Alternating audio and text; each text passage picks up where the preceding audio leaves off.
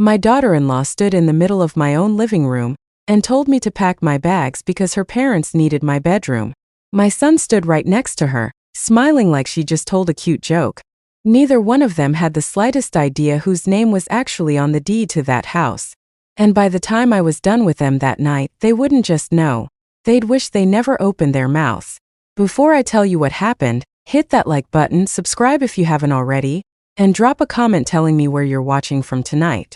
I read every single one, and honestly, some nights those comments are the only company I have. Now let's get into it. My name is Mary. I'm 73 years old, and until 8 months ago, I thought I understood my son better than anyone else on this earth. I raised him alone after his father passed when he was 11.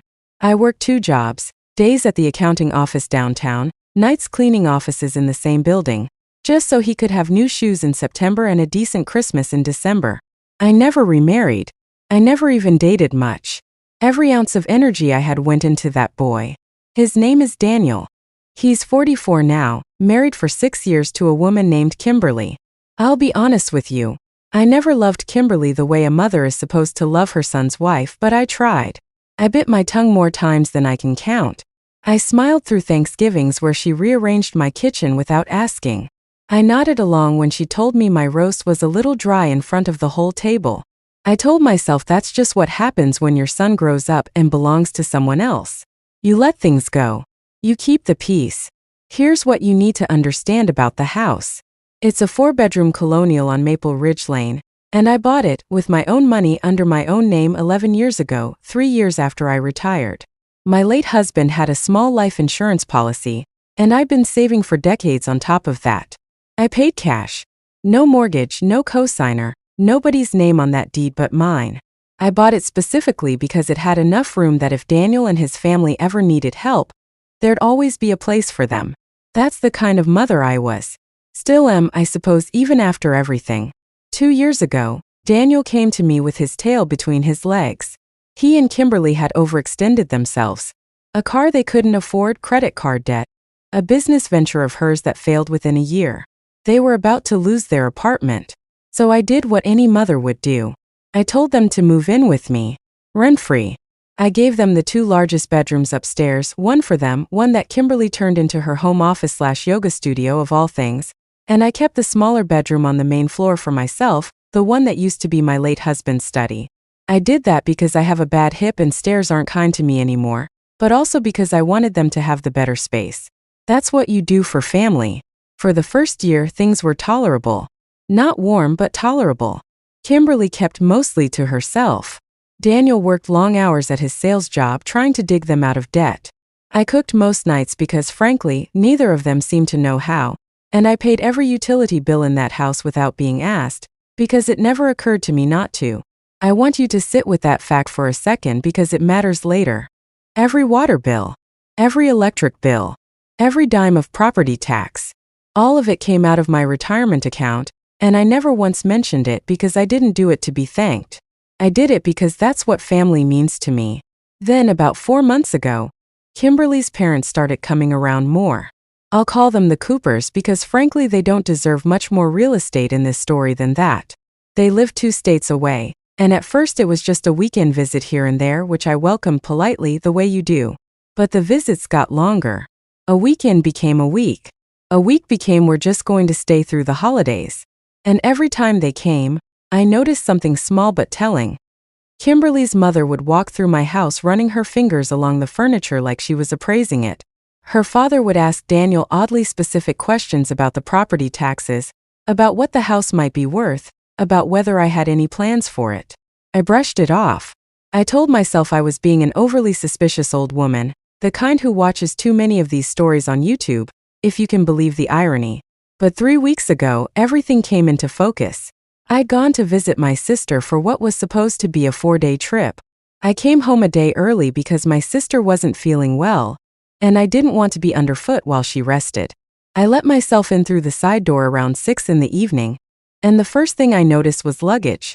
2 large suitcases and a garment bag, sitting in the hallway outside my bedroom door. My bedroom door, which was open with boxes stacked on my bed. My bed, boxes that were not mine. I stood there for a moment just processing it, And then Kimberly came around the corner, and instead of looking embarrassed, instead of looking even slightly caught, she looked almost relieved to see me, like this saved her a phone call. "Oh good, you're back early," she said. "Perfect timing, actually. We need to talk about the room situation." I asked her what room situation because at that point I genuinely didn't understand what I was looking at. My parents are moving in for a while. Dad's knee surgery recovery is going to take months, and it just makes more sense for them to be here where we can help, instead of us driving back and forth every weekend. So we're going to need your room. It's the only one on the main floor. And with Dad's mobility issues, stairs are out of the question. I want you to notice something. She didn't ask. She informed me. There was no "would you mind," no "we were thinking about," nothing that resembled a request. It was a directive delivered in my own hallway about my own bedroom, in the house that I owned outright. I asked where exactly I was supposed to sleep. She shrugged. Actually shrugged like I'd asked her something mildly inconvenient, like where the extra toilet paper was kept. There's a spare room upstairs, or honestly, there are some really nice senior communities not far from here. My mom actually looked a couple up. Just for a little while until Dad's back on his feet. Senior communities. She had researched in advance where I might go, without ever once asking me a single question about how I felt about any of it. That's when Daniel walked in. My son. And I want to be very clear with you about what happened next, because it's the part that still sits heaviest on my chest.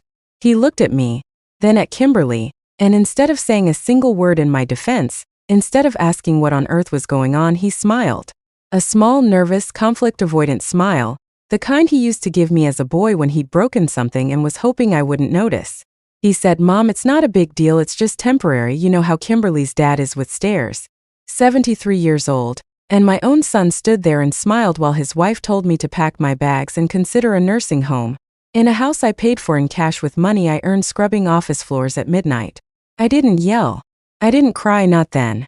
I've learned in 73 years that the coldest, clearest anger doesn't announce itself loudly. It waits. It plans. So I looked at both of them and I said very calmly, "I need you both to sit down. There's something you clearly don't know, and it's about time you did." Kimberly rolled her eyes at me and said something like, "Can we not do the dramatic thing right now? My parents are literally on their way." I said, "Your parents are welcome to come. In fact, I'd like them here for this conversation too.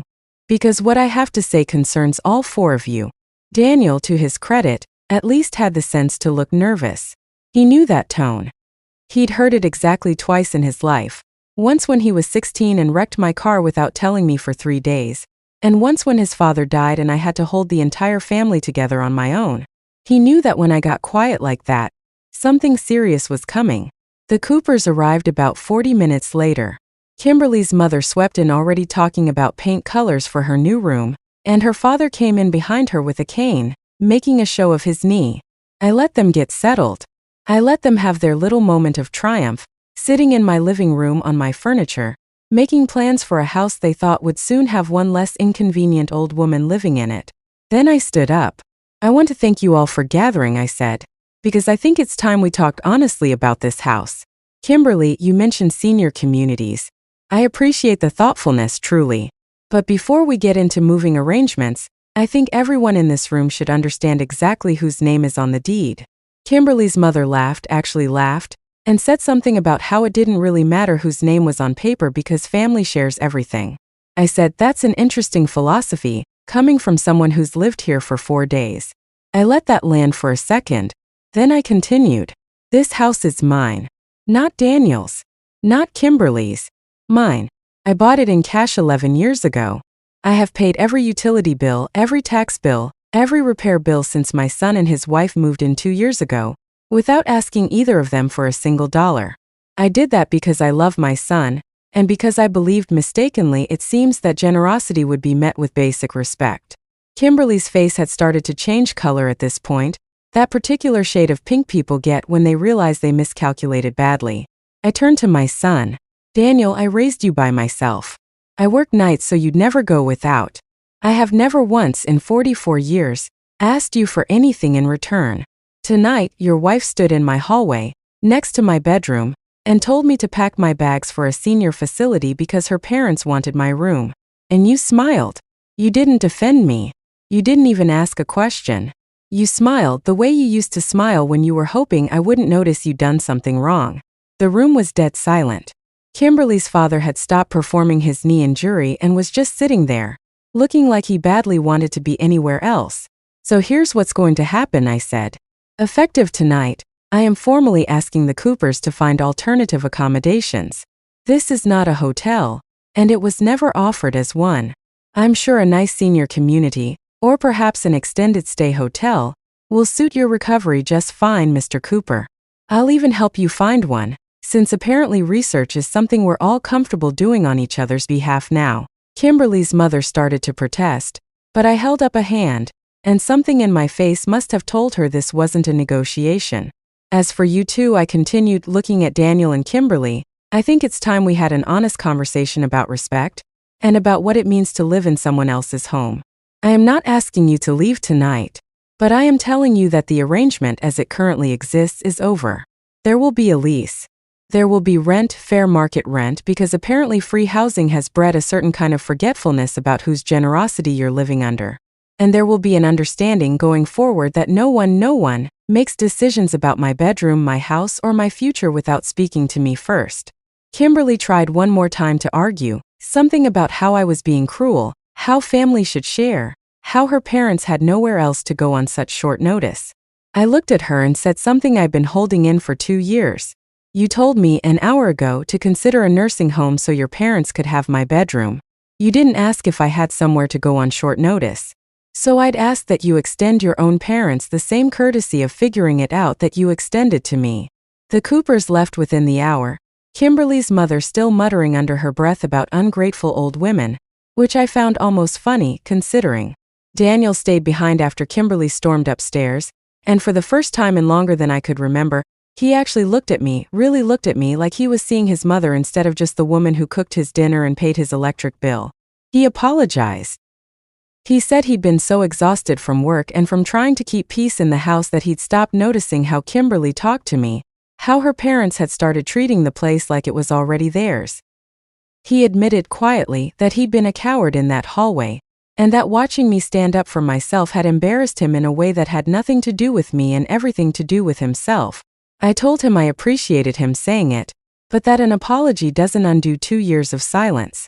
I told him that from now on there would be structure, a real lease, real expectations, real conversations before decisions got made about my own home.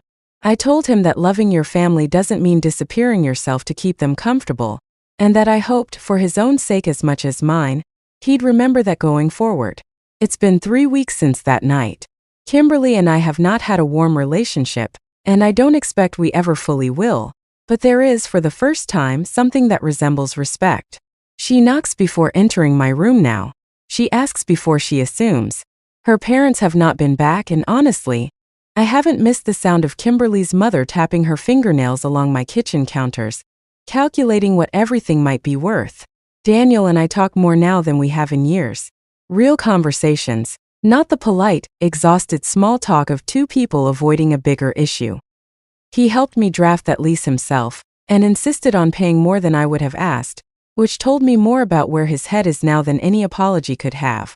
I think about that evening a lot, standing in my own living room watching two grown adults assume that 73 years old meant quiet, meant compliant, meant easy to move around like furniture. I think about how close I came to simply packing a bag, the way generations of women before me might have, swallowing the humiliation because it felt easier than confrontation. But I didn't raise my son by being quiet when it mattered. I didn't survive raising a child alone, working 2 jobs, burying a husband too young, by folding the moment someone decided my comfort was negotiable. I built that house with my own 2 hands, metaphorically speaking, dollar by dollar, year by year. And I was not about to let anyone, not my daughter-in-law, not her parents, not even my own son's silence, convince me that I didn't belong in it. If you've made it this far, I want to hear from you. Have you ever had to stand up to your own family to protect what you built? Have you ever had a moment where you had to remind the people you love most exactly who you are? Tell me in the comments. And if this story meant something to you, do an old woman a favor, hit that subscribe button, and I'll see you in the next one.